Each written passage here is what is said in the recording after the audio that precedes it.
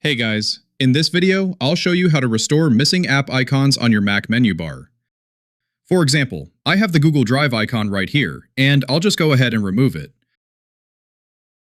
If you ever accidentally lose an app icon, here is how you can get it back.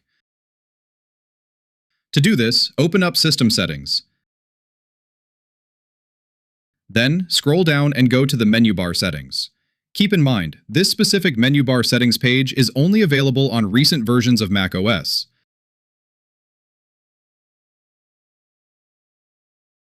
Down below, you'll see some system icons.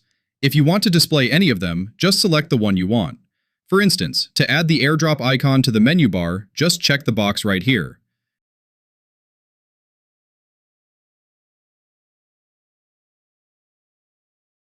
As for third-party apps, if you scroll further down, you'll find a section called Allow in the menu bar.